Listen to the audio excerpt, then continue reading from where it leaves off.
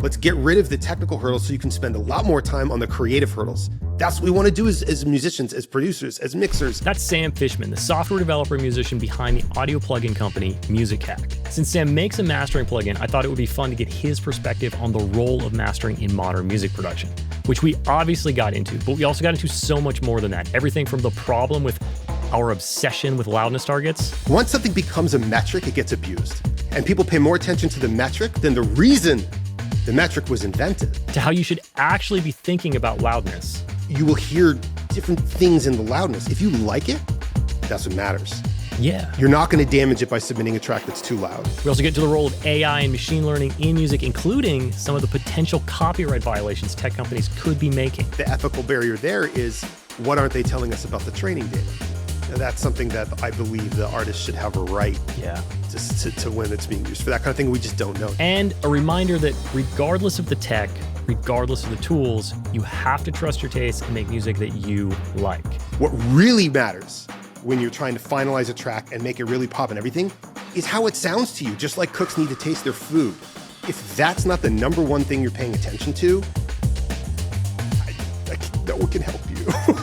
So if you're a mastering engineer, mixing engineer, artist, doesn't matter. I think you're going to enjoy this one, so stick around for our interview with Sam Fischmann. We were going to talk about the role of mastering in modern music production. And I thought that I kind of knew, what it was. I mean, I still think I know what it is. But I did this episode recently called Is Mastering Dead? And it was a commentary on the value of working with a mastering engineer that complements your sonic and musical tastes instead of using a AI one button, right? Right. And the comments on that video, not that comments bother me, but they were overwhelmingly negative towards paying for mastering. And it shocked me. It made me feel like I live in this bubble of just the LA recording industry where we followed the path. And so you make a mastering tool that is great, and it's laid out for musicians and producers to use easily and get good results. What do you think the role of mastering is in 2024? It's a really good question. There's so much to talk about. So I got to rack my brain here and figure out where to start. There's two things I normally think of that immediately when people ask me about mastering. Well, do we need to talk about what mastering is for some people? Because a lot of times people think about mastering as a dark art. They're like, well, what is it? I mean, I feel like the veil is being taken off every day when a new tool comes out. But I mean, I think mastering's something different, everybody. Yeah, that's true. I have a lot of friends and relatives that aren't in music, and they ask me what I do, and I'm like, all right, I'm making plugins, and the first plugin's a mastering plugin, and depending on what they do, I use a different analogy. So if there's someone who likes to cook, I tell them it's like getting your seasoning right, like getting the salt right. All of the creative decisions about making the dish have been made, What are the ingredients? What's it going to taste like? Is it going to be cold or hot? What are the textures? All this stuff. Right. But if it doesn't have the salt right, it just doesn't pop. And if you have too much, it just tastes weird and artificial. And if you don't have enough, it tastes bland. But you're not trying to change the whole thing. You're just trying to get it just in this space where all of a sudden everything comes together. And then for people who like cars, I'm like, well, you can clean a car all you want, but until you wax that thing, it's not going to shine and be ready to be put up on a pedestal, I don't know what it's like to overwax a car though. So I can't. You can definitely do too much when mastering. I don't really know if you can over clean a car unless you start rubbing the paint off it or something like that. But you can do that when you're mastering because you can always do too much. That's true. Yeah. So that's kind of the overall level of it. But when I break it into two parts, there's two things. There's the creative aspect of mastering where it's all about your taste. You mentioned that you need to find someone that aligns with your vision for your music vision. Yeah. What's the word for vision with your ears? I don't, whatever your imagination of what you want, your vision. Right. And then there's the part that's the technical part of mastering. And I think that's where there's a big divide, I think, in sort of the criticism of paying somebody a lot. If you had comments, I didn't read the comments in the video because I'm afraid of YouTube comment sections, quite frankly. So if what you're looking for in mastering is a second set of ears to do that polish, I need somebody who I trust that is aligned with me and will catch those little things or really lean it in a direction and does something that I can't do with my inner ear, with my with my skill set in terms of my taste or my that part of it, like Right. your vision. Yeah. That is something I don't think that can be replaced, honestly, because you can't. I mean, another person and someone who you vibe right with the that is what it is. But the technical side of it, I think, is that's the part where we're trying to rip down all the barriers and be like, no, you don't have to have $1 million in gear. No, there aren't 50 million technical targets you have to hit. No, you don't have to individually phase align drum hits so that you can get the maximum headroom out of them. No, no, no, no. All of those things are like, yo, like you're just being sold stuff at that point. And I make a product, right? So like this is my pitch in a way when I say these things, Right. which right. makes me feel a little bit, but I really want people to understand that like what really matters when you're trying to finalize a track and make it really pop and everything is how it sounds to you, just like cooks need to taste their food, right? And if that's not the number one thing you're paying attention to, no one can help you. So I agree. Did the phase alignment interesting like commentary on that? You know, because I'm an engineer, I'm like in there. yeah, I get a bunch of kick drums from somebody. The first thing I do is look at the phase, and I'll get it'll be tighter. It'll be like there'll be more thump and whatever, and then I'll flip back and forth between the rough mix. And there's like this, especially in like some of the pop styles, it's kind of cooler the way that it was, and you're like, I fixed it, but I broke it, you know. And yeah. these rules are meant to be broken. They're like guidelines, you know. Yeah, and there's also like this comes up in all sorts of ways in life, but like once there's I forgot what the was like goals are corrupting, I think is or something like once something becomes a metric, it gets abused. And people pay more attention to the metric than the reason the metric was invented, right? In work, this happens because, you know, you just cheat to get the numbers looking good so your boss gives you a raise or whatever. But like in music, it might be, oh, I want to hit a LUFS value. Oh, I need to maximize the amount of volume I get out of a peak. Oh, I need to whatever. And if you keep a narrow focus on this one thing, you're going to do it to the detriment of other things, which is why you always have to keep an ear for the whole thing. Anyway, how does this relate to what mastering means in 2024? And I think what that means is if you have the money to, and you know somebody that you trust, and you really need that second set of ears because it is that extra opinion, that humanity that gives you an extra little touch on the music because another person gave it a second pass, I think that's always a thing. I agree. But if you're worried that you don't have the technical skill, but you do trust your taste, that's becoming less and less of a thing. And I don't think it should be a thing anymore. I think that if you know what you're listening for, there are tools available to you that are not too complicated. I make one of them that will get you what you want. And it's really just about listening and knowing what it is you need to change, using reference tracks. I talked to Bobby Ozinski a while ago, and he said, why aren't people bringing up listening to reference tracks when they're doing a mix? And I think I dodged the question because I wasn't expecting it, but it's 100%. Like, if you're making music that you want to sound like something, listen to the thing you want it to sound like. And if, you know, that's what you do as a producer and a mixer or whatever part you're doing. You're like, I got to lean it a little bit brighter or a little bit tighter or whatever it is you need. I agree entirely, but I want to go back. Okay, sorry. Like there was something that you said that really caught me. So we'll just go off on a tangent. The thing you mentioned, I can't remember what you said, but it was essentially that like once a standard is invented, people kind of abuse that standard without thinking about where that standard came from. Right. And that is such an interesting statement because it really like take the -14 Spotify normalization standard, right? Yeah. It was every day there's a conversation with somebody about how loud something should be, but nobody talks about why that is there. I'm literally, this is what my talk on the talk that I'm going to give at the Audio Developer Conference in November is called "In Praise of Loudness," and I'm specifically gunning for this. And what's also really interesting, if you read Reddit, I try not to like post much on Reddit, but I read it a lot. I think I don't remember if it's mixing mastering or if it's like production or something. And they have a sticky at the top where one of the moderators or someone who's like in good with them wrote a whole essay and pinned it to the top about this very topic. And it's like, read this before you post anything. We're tired of hearing about it. And it's cool. It's well written. I think I haven't thought about all the parts I agree and disagree with it, but like the general gist of it is like, I'm glad it exists. And it almost was like, do I really need to give my talk now? But yeah, that's a good one. Do you want to talk about that much, or are you just bringing it up? I kind of do. If there's pieces of that talk you want to practice, Do you want to hear where that number comes from? I do. Yeah. Okay, so the original issue is simply some things are loud and some things are quiet. Right. Like the classic dilemma of I'm watching a TV show and then an ad comes on and it's 3 times as loud, and you're like, oh my, I got to turn this down, right? But The worst. the same thing happens with music, right? Especially now that we have playlists that are mixes of tracks from different albums, and it was a common complaint of users of various music listening platforms. Not just that, but broadcast television, movies, all sorts of stuff. Right. Right.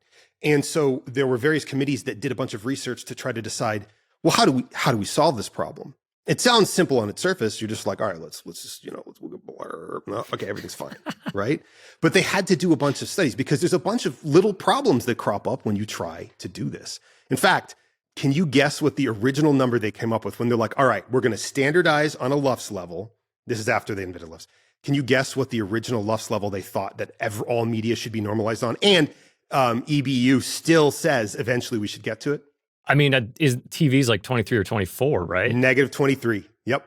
Yeah. But they made an exception for music. And the reason they made an exception for music, which was negative 16, we're still not at negative 14 yet. Okay. The reason they made an exception for music is they're like, okay, there's a problem.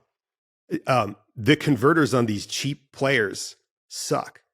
So if we're shipping music at negative 23 LUFS and people have like crappy headphones and a crappy player, or even they bought a good player, but they used a crappy DAC, you are going to have to amplify it in order to get it to a listening level that you like. And if it's crappy and you're amplifying it a lot and you have a bad signal to noise ratio, you're just pushing a lot of noise into that line. And it's not a really great situation. So they're like, well, we gotta make music louder so that people that are listening on like portable players or whatever don't have to crank the cheap amplifier on their portable phone or on whatever they're listening to, right? So negative 23 was not acceptable. But then they had even more problems because they're like, oh, you know what? We realize that different tracks on an album are different levels. So we need to come up with a way of normalizing the volume that keeps the relative differences between the tracks.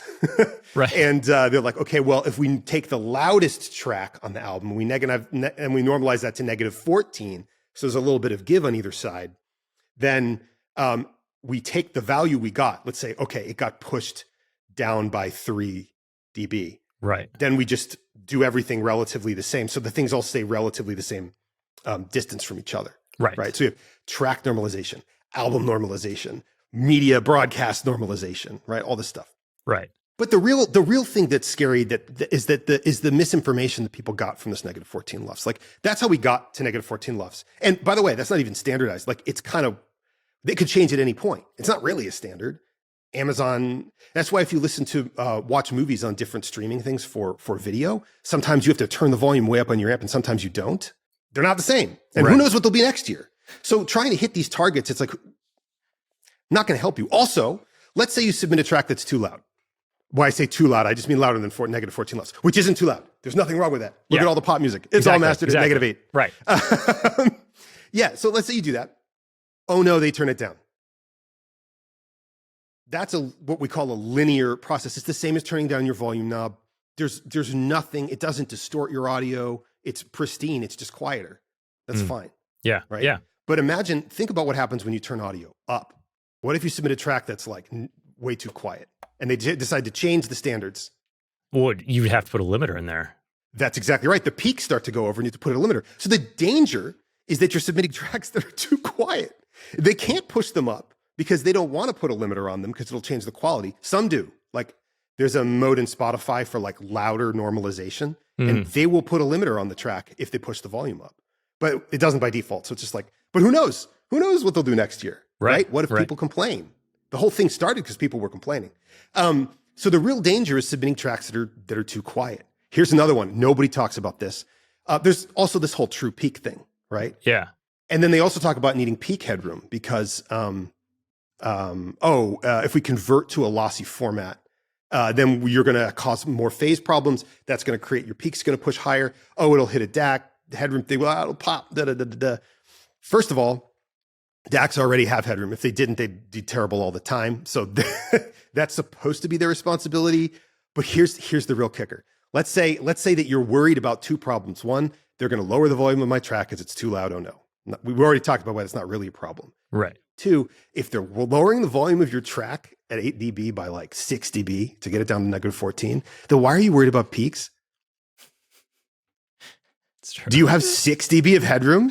Yes. What's 1 dB going to do if they're going to lower you 6? It's just like it does. They don't even match each other. If you're following all the guidelines, you're doing a bunch of stuff that changes the characteristics of your track to please somebody who's going to change their mind at any time, and whose advice, if you follow all of it, doesn't even add up. Yeah. They make sense in vitro, but not together. And people will say like, oh, well, you can't control the final device, right? So the thing that converts, as it turns out, MP3s, they don't know about peaks. They store information in a way that does not clip. The clipping happens when the MP3 is decoded. Right. So if the MP3 is clipping or the AAC is clipping, it means that the decoder is crappy. Mm. They should normalize it after decoding, and they should have a decoder that decodes into 32-bit. None of that should be your responsibility as a producer or mastering engineer. Are you doing this so that like TLC and Vizio can save $2 a unit on TVs? You know what I mean? Like why that shouldn't even be the purview of, Yeah. Like it's crazy. It's crazy to me. What you should be listening to is, if I like my mix, I like how it sounds, and I dial the volume up, and I like how that sounds, because when you push things louder, even if you take a lot of control of the transients, like you will hear different things in the loudness. If you like it, that's what matters.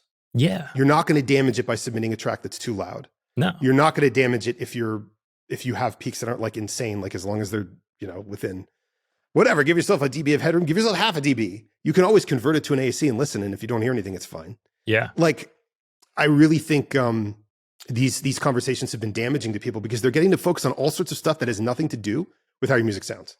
And that's bad. Yeah. No, I agree. That was a big rant. Sorry. No, I love that rant. That's perfect. I think that lays it out in a way that most people don't lay it out. Especially you talk about the true peak thing. It's interesting, right? You're like, okay, I need to have 1 dB of headroom, but then they're going to turn it down 7 dB. So I don't need that 1 dB of headroom when I'm mastering because they're going to turn it down.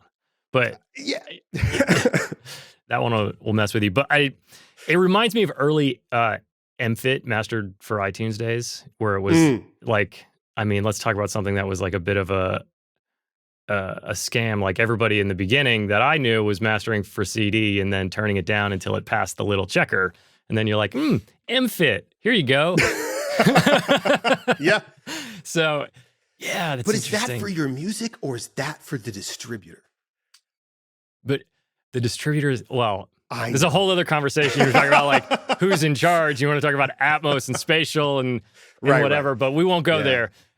No, I think that's great. I'm glad that you shared that the way that you did, because people are really obsessed with the number. And I've always been, I use this argument when I'm talking about Atmos a lot. And it's like, you have to make a thing that will live for eternity, right? So if that thing sounds killer at -6 LUFS somehow, congratulations. If it sounds good at -11, that's where it sounds the best. That's okay too. Like, you have to make a product that will translate to all of the future formats, not worry about what the number is this year for some companies. So true. Spec sheet.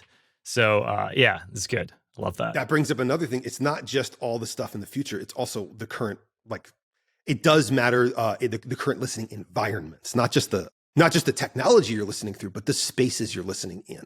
And this, I think, is also another conversation that leads into the overemphasis on dynamic range as a positive in and of itself, which isn't true. As in, more dynamic range is more positive? As in, more dynamic range is always better. Exactly. Yeah.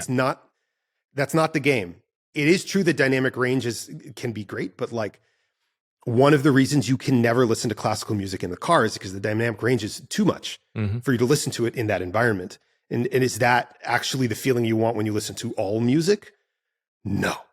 No, definitely not. No, we listen to music We listen to music, headphones in loud environments. We listen to music in the background. We listen to music in the car. We listen to music at the gym. There are so many places, and we want it to sound great everywhere. Yeah. And that's part of what mastering also does. And the trick that mastering engineers have developed, but one of the tricks that they developed over like so many years is, how do we make it louder? How do we technically reduce the dynamic range without it sounding like we're reducing the dynamic range? Yeah. Because then you can hear it better and it doesn't feel worse. And that's the game. Yeah. But you can't measure that, because all you can measure is what the dynamic range is and what the loudness is. You can't really say, it sounds really dynamic, but it isn't, is not really something we have a measurement for. And that's why these guys are revered. Guys and gals, sorry. The best mastering engineers I've ever worked with, it comes back just so loud, but yet not, you can't tell. You're like, wow, how did he or she get this to this volume and make it sound so punchy, not distorted? Like, this is, the people that can do that are worth every penny because they have figured something out. Yeah, okay. Here's the thing. So what's that? Is that a personal vibe thing, or is that a technical thing? That's a technical thing. That is something that tools can solve. That is something that can be made democratic by people having access to the tools that can do it, because people that like understand the process and have built the tools can do it and make it easier. So when you're trying to increase the volume of music, that isn't a vibes decision as much as like the feel, the width, the breadth, all these other things that are less tangible. Yeah. So that is the part where it's like, you can do that with the tools on the market now. I mean, that's one of the things our tool does best. So that's why I'm so confident about it. But that's separate from the part of like, do you need someone who's going to give you a vibe check? Yeah. Yeah. Totally. Yeah. Before we move on to a couple other things I have in my notes, I wanted, going back to those standards, right? The minus 23. Yeah. Where is that standard and the CD loudness wars? Where do those things line up? Because there's no way CDs were at minus 16. They were always going to be louder than that, right? So yeah, CDs were always loud. The 23, I forgot. I don't have it in front of me right now, but I was going back into these what's the name? There's the AES, is the American Engineering Society. Right. They do some studies and they have some stuff. And then there's I forgot the name of the European. It's the European. I think it's EBU. European Broadcast Union. Maybe we'll make that up. Somebody will comment on that. Yeah, EBU also does these studies.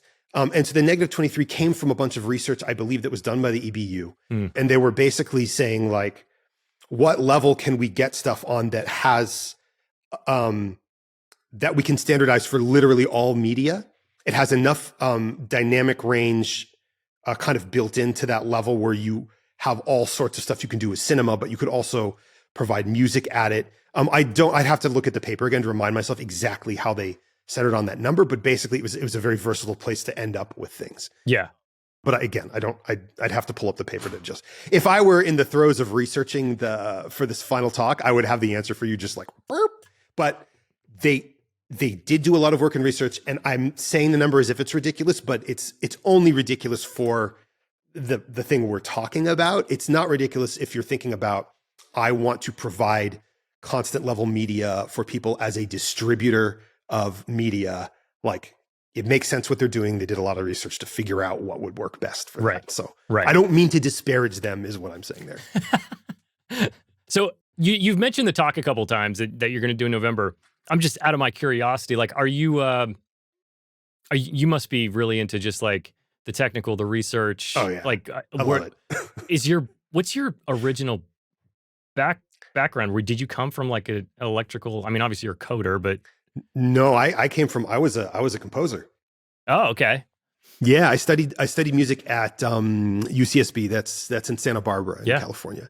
Curtis Rhodes was there at the time. He was the guy that, I think he's like the father of granular synthesis, right? Yeah, I think that sounds right. But I was an undergrad, so I only got to take a couple classes with him, but I looked forward when I was like at the beginning of college. I was like, I can't wait, Yeah. But I couldn't figure out how to make my way in music. after school. And so over many years of working in kind of like embedded systems industries and other random stuff, I taught myself how to code. And then eventually I had a good mind for it. I made a lot of friends in these industries that were like really technical people. And so then I married the two interests. I don't know why it took me so long to do it. It took me until I was like 40, and then I'm never looking back. That's awesome. No, I love, I can tell that you're super passionate about what you're doing just from like, because I watched a few other things. You had a really great interview on a show that I can't remember that I really enjoyed. Maybe Help Me Devon? It was Help Me Devon, yeah. Yeah. Those guys are so great. So they put on a fun event. So I was just curious, like where that spark came from. But let's move because we talked beforehand, and there's a bunch of things that we want to get into. We were emailing back and forth, and you mentioned that you see a place for AI and machine learning in music. I totally agree. I see a place for it. I see places it shouldn't go.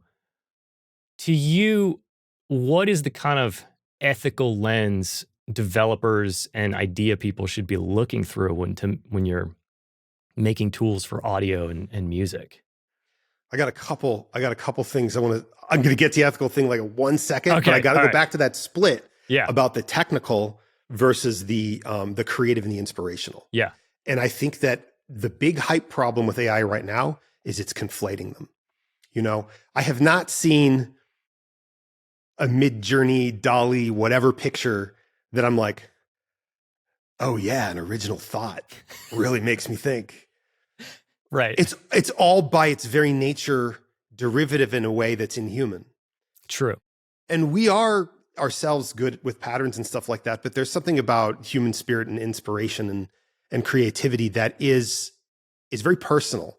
And I like the term machine learning more than AI because it isn't an intelligence. It has no emotions. It's not thinking about you or your family or your pets. It's not ever going to make a hard decision in its life. And looking to it to generate the art that we use to inspire ourselves in all sorts of ways is preposterous. It's in fact one of the things that makes me feel upset about the way that people in Silicon Valley might frame their technologies. You know, I don't like that feeling. And so that's a personal thought on my part. I think a lot of people might disagree with me on that, but I'm standing by that statement for the rest of my life. I don't think I'm not going to change my mind on that. So don't try to convince me. However, I don't know what else to say about that, but that's what it is. Right. And I think that, 3 or 4 years down the road, we'll know a little more about what can and can't be done with certain types of tech. But the technological end, that's different. Machine learning is extraordinarily phenomenal mathematical pattern matching machine. Yeah. And it does some crazy types of stuff where we don't exactly tell it what to do, but we show it a bunch of pieces and it kind of, you give it a process that has all of these things that can be tuned. And they're called weights eventually. And so it comes up with like a bunch of these weights, which just looks like a big list of floating point numbers that are like 15, 30 decimal points of like whatever. Right. Because that's what it is. You're running it through some sort of crazy matrix multiplier. It's blah. And it's just sort of pattern matching. Yeah. Right. So let's say I am trying to model an analog circuit, right? This is not something that I tend to do all the time. Classically, I'd have to say, hey, I'm going to look at the way a mathematician might think about the parts of this circuit. And then I'm going to look at the way that changes as you push voltages through it. And I'm going to build myself a mental model of how this machine reacts to electricity flowing through it. And I'm going to come up with math that a computer might actually be able to do in real time. Yeah. And then I'm going to tune all the little bits and pieces so that they match what the hardware kind of does. And you can imagine, without knowing how to do any of it, that there's probably 3 or 4 people that have figured out different techniques of doing this kind of modeling and whatever. And that's what makes its way into plugins, right? It's like, okay, well, I want to make something sound like a Moog ladder filter. Okay, well, what are the parts of a ladder filter? What are their resistances? What is blah, blah, blah, blah, and then you go through, do all these things. I'm not down talking that. I'm just saying like, it's a lot of stuff. Yeah. I can't even begin to explain all that stuff.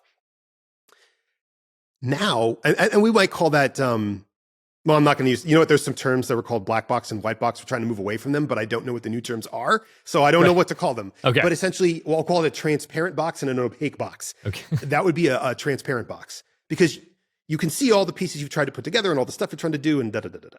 Right. Machine learning gives us an approach where we're like, you know what? I'll just throw a bunch of random signals into this algorithm, and it's going to look at the input and the output, and it's going to just sort of change all of these little things around in the weights that I've set up for it, the neurons. And I'll come up with an approximation that when you put stuff in, it generally looks like what you told me comes out of it. But you have no understanding of why. Right. So it's really interesting in that if there is a piece of gear or a feeling or thought or whatever that you're trying to model and you don't know how to model it, or maybe it'd be too mathematically complex or complicated for a machine to do in real time, AI is amazing for that. I don't know whether it's better or worse for things that we have like models for and stuff like that, but it's an amazing tool for, we don't have the mathematical theoretical lens to look at this through. So can a computer figure it out for us? Maybe. Yeah. In some cases, yes, it definitely can. And what's even cooler is that, and I'm working with this other guy whose name is Jatin Chowdhury. He's done some really cool stuff. And he told me one day that like one of the other interesting things about it is sometimes you learn from the models because you're throwing all this different data at it, like what some important things are for the input. Like, oh, I had no idea that in order to reach this goal, it's important to know this thing about the audio, which might lead you to get a better understanding of what's going on under the hood. And then you might not even use the model or AI in the long run. It may have simply pointed you in the right direction so you could do something else. So there's all sorts of ways you can go. Anyway, anytime you're trying to do some sort of pattern matching or whatever, I think it's really cool. I'm not a huge fan of generative AI for the reasons I spoke about before. I think that it's really good at giving you gray goo. If what you want is gray goo, go get it. There's my alliteration for the day. Go get your gray goo. Yes. Maybe don't put that in because people could misinterpret it, but that's kind of just the nanobot thing, right? But for gray matter, like in your brain, I don't know what I'm talking about. Right. But you get it. No, that's, I never actually thought about machine, like, cause I think like use case, like where can machine learning or AI speed up like my workflow, but make me more creative. But I actually didn't think about the software side, like finding a more accurate model or a more, a better plugin. Not that I want another 1176 plugin, but exactly, yeah, we don't need that. But there is gear we might not be able to measure, or it might be able to do it really efficiently down the road if we find out there's a special way to do it. Yeah. Oh, but the other thing you said too is also really important. And it's kind of the same thing though. It's like in a weird way. It's like it's very good at pattern matching, so it should be able to get rid of minutia. I don't know, that's it in our lives, right? Yeah. For mathematicians, that might mean modeling something that's just like, I don't want to go through the motions of modeling this thing. I know how to do it. It'll take me a week, but I'll just throw that and be done, right? Yeah. Because it wouldn't make a difference. Like if it wouldn't make a difference, why not use it, right? Right. So anything that's a productivity tool or where we're going through the motions non-creatively, right?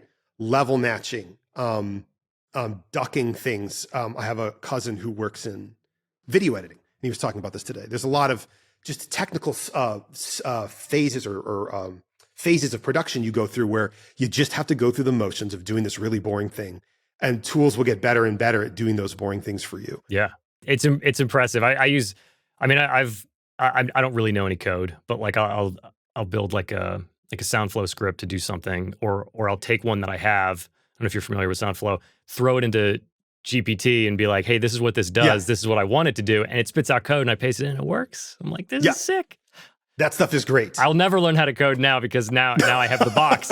So, that's it. But there you go. It's another pattern matching transparent box.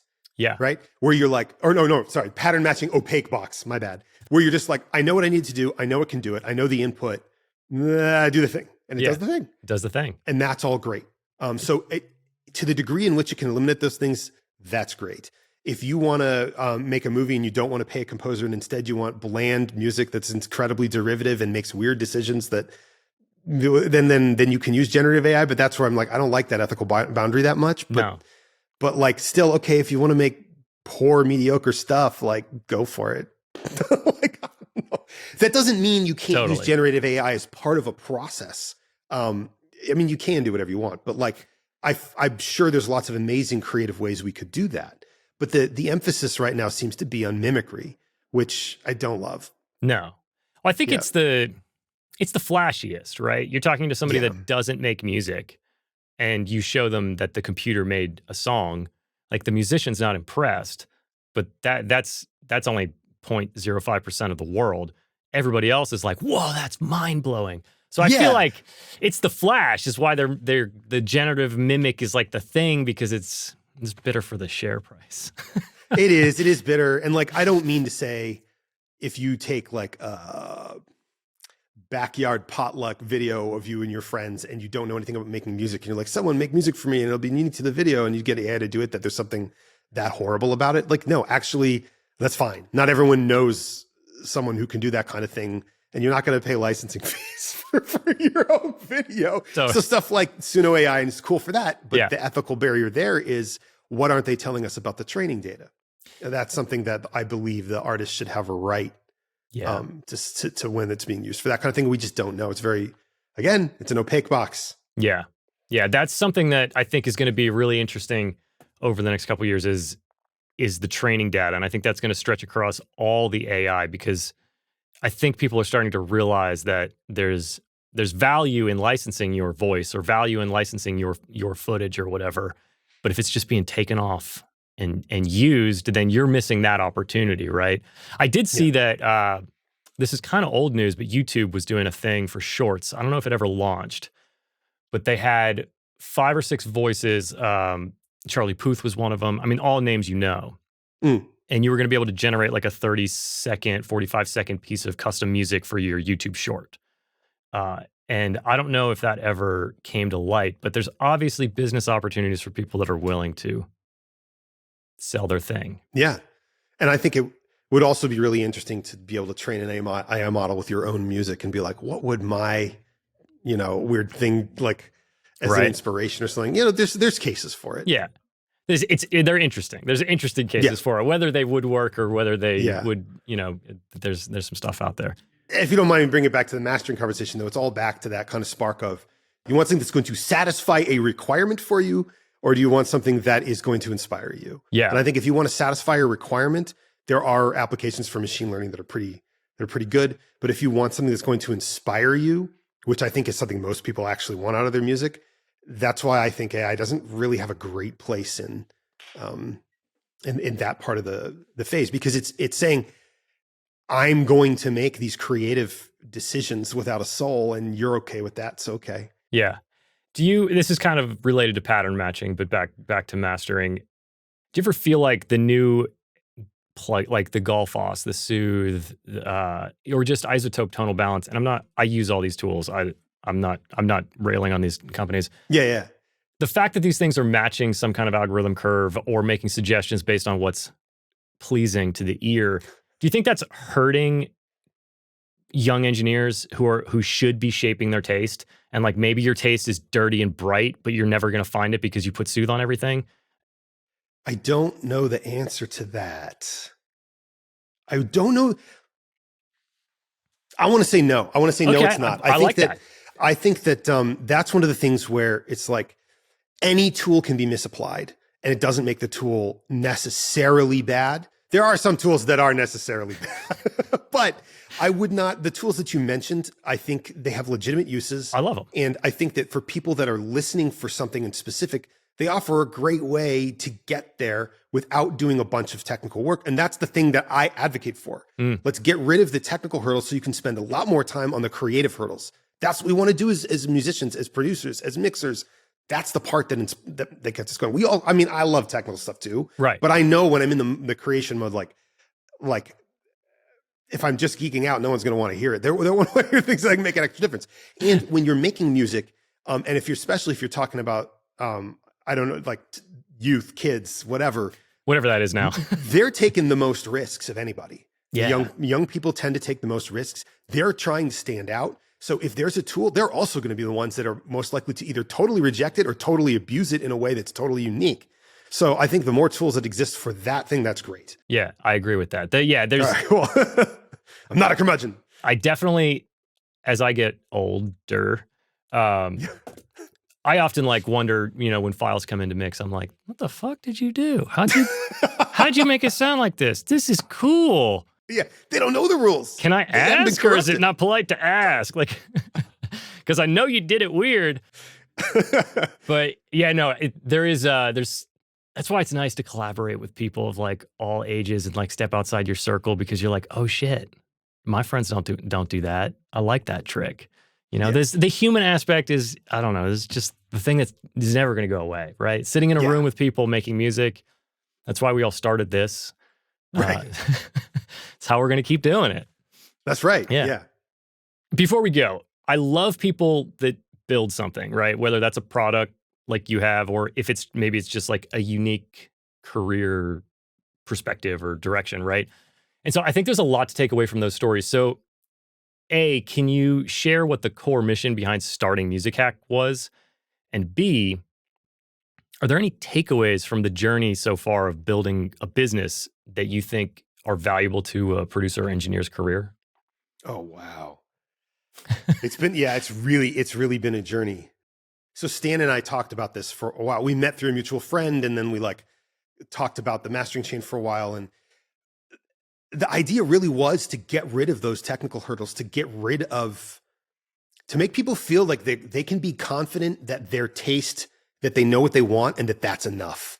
You don't have to have some kind of deep wizardry or technical knowledge or insane amount of control in order to make something properly mastered sounding great. If you have a good mix coming in, you can have a fantastic master track coming out, and you can spend your time on the creative aspects of it rather than wondering what the technical trick is that would get you where you wanted to be. Yeah. And that's why everything on Masterplan is named like loud, wide, high, thick. It's named after the quality that you want to change in the sound. And I want to make tools like that. Yeah. Because you don't make instruments, like a violin doesn't have like 500 knobs on it that each have a different name. It's just like, you got them strings, you know what I mean? Yeah. And you just got to move them right. Yeah. And I think that making something that is eminently playable and musical, and that gets rid of this sort of gatekeepy attitude of technical excellence and precision as gospel. We wanted to make something that anyone could feel confident taking their taste and applying it to a track. Yeah. That was it. You really, actually, while you were describing that, I was like, oh, they like really put this into the plugin, because I was thinking about the way that it's named, and how I've been using it is I don't really care what the EQ frequency is or what that tape button does and what happens on the right side or the left side. I just I press the button and I move it, and I'm like, let's go this way. Yeah, that's better. And it's quick to just shape. And I feel like you guys really epitomize that statement. So mission statement. So congrats. Yeah. As far as the journey, I think the most applicable things are, you have to be determined and persistent. It doesn't matter what you're doing. You have to do it a lot. And you have to, when you get thrown a curveball, or when something doesn't go your way, or when something you thought would work just falls flat on it, you just got to try something else or try it again. Yeah. Keep pushing for what you know is what you want to create, and you will find your way there, because it's never easy to get something amazing that you love. If you are self-critical person, and then the world is going to criticize you too when you put it out there, and you have to think about, what are all the things that went into, you just got to keep going. Some things are ridiculous, and some things are frustrating, and some things are confusing, but all of them will respond to you trying again, trying a little bit differently. Yeah. Putting yourself out there again. I say this as somebody who personally stopped doing production, but I stopped doing production because when I spent time in some camps and stuff like that, I found that, you know what, I'm most myself and best put to use when I'm helping people with the tools that they're using to do the production. I'm more effective at being part of the group when that's what I'm doing. So that's what I'm going to do. And I can feel good about myself for that. Yeah. So the other thing that I think that's worth doing is, whatever you're part of, try to find what is it that you feel the most comfortable in that role, and own that role. It might not be the role you want. The joke I think I told on Help Me Divine or something else, it's not even a joke. It's the truth, is I thought I was going to make some sick synth riffs, but guess what? They weren't sick enough. So and you know what? That's fine. I found something that could be proud of. That was something else. That's cool. Yeah. Yeah. And it's not always going to be what you want, but if you can take pride in it and own it, like, it can be really fun. Yeah. And you have to find the people around you that understand that's what you're doing and that they get that. All that is stuff that transfers to anything you're doing, even outside of music. I don't care. Everything. There was while you were saying that, there's a phrase that came to mind, and I feel like this phrase has kind of been twisted around the wrong way. That phrase of like, failing your way to the top, and I think people use that in a negative connotation now. Yeah. But it's all about the mistakes and the learning. It's like any entrepreneur, you will tell you how many times they failed at something and what they took away from it. And I kind of hope that phrase started there and now it's been like twisted around. But yeah, I don't know why that came to me. You're just talking about like growth and making mistakes. And I'm like, no, that's the thing. We're using this phrase wrong. Yeah, it's like failing up isn't like, oh, you got promoted even though you suck, or like someone pay attention though even you suck. And it doesn't mean faking it when you don't really have anything. It means making an earnest attempt at doing what you really want to do. Yeah. And making an earnest attempt at listening when people receive it and finding out what it is works and doesn't. Yeah. And that entails all kinds of emotions. I can't tell you what you're going to go through, but it's going to be something. Everything you just said like really fits with the core of this show. Your career is going to go in different directions. I would never believe that I would be doing a podcast. And as soon as you fixate your success on the role that you want, as soon as that role isn't exactly what you thought, it's a big letdown. It's like you have to understand that things change, and when you find your place, it's going to be the right place, But yeah, that's a great insight. People should go back and listen to it again. Yeah, I got to listen to it on a bad day. Yeah, exactly. Yeah. That's the other thing. It's like you got to remind yourself. I say that. Yeah. Yeah. We all have those days, and then it's really hard. And the trick is to just try to bounce back. I gotta, I'll see if I can find that clip, and I'll just try to inspire myself on a random Tuesday. I don't know. I'll clip it out. I'll send it to you. Yeah. Hey, thanks. I'll tell my editor to find it, and I'll make it -6 LUFs, but it'll sound good. Oh no. So I got 2 questions I ask everybody before we go. One is there ever been a time in your career where you chose to redefine what success meant? When you say career, I'm thinking broadly speaking, life. Like since needing, that would be when I left my job working for someone else to do this. I changed from trying to convince other people that I worked with that I knew what would make a good product, or I knew how to help people with whatever the tool was that we were making. And I realized you can't. You're really lucky if you get a chance to do that. You have to be at a very small company or know someone really in a special way. But if that's what you want, you can't do it. Yeah. Maybe that's a cynical look, but it's really, really, really, really, really, really hard to get people to deploy resources on your behalf. That's true. I agree. And so for me, my goal changed when I realized I can't be doing that, because I want to make something whole from nothing, which it's okay if you don't want to do that. Some people, it's like, I want to focus on making this one thing that I know about this process better. And it's much easier to find your right place in that. Mm-hmm. So I don't want to be disparaging to people. Like, that's not what I'm trying to say here. But that's when my goal changed from please this other person so that I can get what I want out, to just make the thing. Get the people around you who will help you make the thing and make the thing. And make it so that people can, make some tool that people really can use to make some stuff that they love. Yeah. As opposed to like help some company make some tool that they can use to sell to a defense contractor. So my goal changed there. Yeah. It's fair. I love that. I have a lot of parallels in my life. I won't go into it, but But yeah, there is, when you want to do your thing and you're in a place where you can't do your thing, it's just so frustrating. So I feel you. It drives you crazy. Yeah. But last question before we go is, what is your current biggest goal that you can share with us? And what's the next smallest step you're going to take to go towards that goal? So right now we have a plugin that well, we feel, but I think a lot of people that are using it feel like you can put it on a whole, on the 2-track, on a whole production, and almost anything will benefit from it. The people that start using it, just they know they can put it on anything.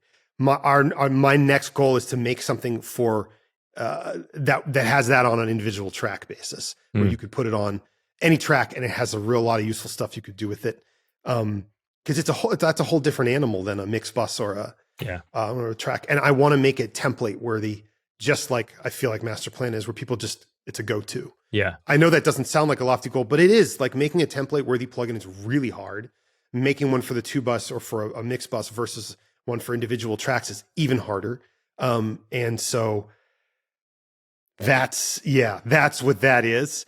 I don't know if that's, I wish I could say something more lofty, but it's got to have all of those things. It has to be indispensable. It has to be very musical and creative, and it has to be uncomplicated, but very expressive. Like, these are lofty goals. And the smallest thing I'm doing to this aim is actually very technical.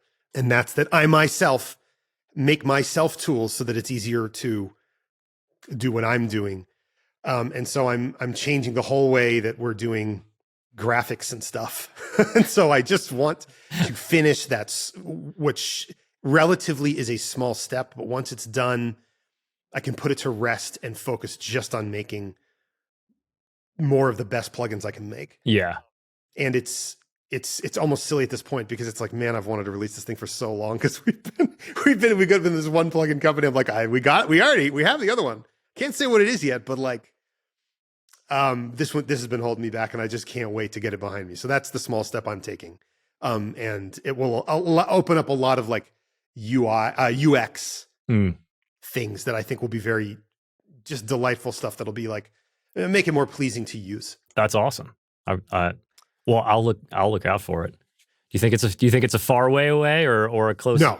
Okay. It's a close way away. Like, it's a close I can't way make promises away. yet, because there's like, who knows, there's right? all of the little things you have to do that you don't expect, but Right. like, yeah, I want it out. Nice. So That's awesome. if other people want it out, believe me, no one wants it more than me.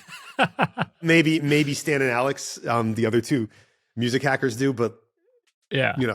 That's great. That's great. Well, Sam, please tell people where they can find you, where they can find Music Hack, where they can maybe see your thing later from the developers conference. Whatever you want to share, go for it. Yeah.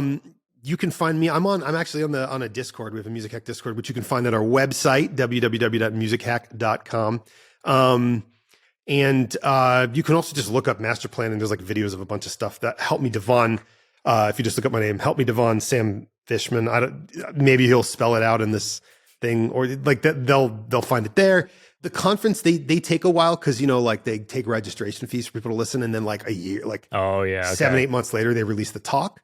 But I did a talk about oversampling last year. So if you're interested in that topic, you can look up ADC oversampling, and my name will probably pop up there.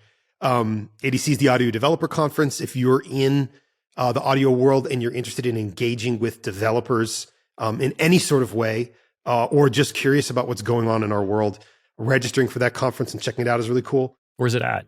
It's in Bristol, but you can do it remotely. You can do it online. Okay. That costs money though. So, but there's diversity scholarship, stuff like that. I don't mean to be an ad for them, but if you want to meet developers, or you're like a producer or mixer or something, and you're looking for someone to collaborate with, it's a great spot to be. Those are the spots I hang out. My Instagram is sam.makesfood. Love it. Because I cook a lot. That's my other thing. And our Music Hack one is musichack_. So yeah, if you want to reach out. I'm around. Yeah, I'll put a lot of that, links to most of that in the notes. Cool. And yeah, this was a lot of fun. I'm glad we got to connect.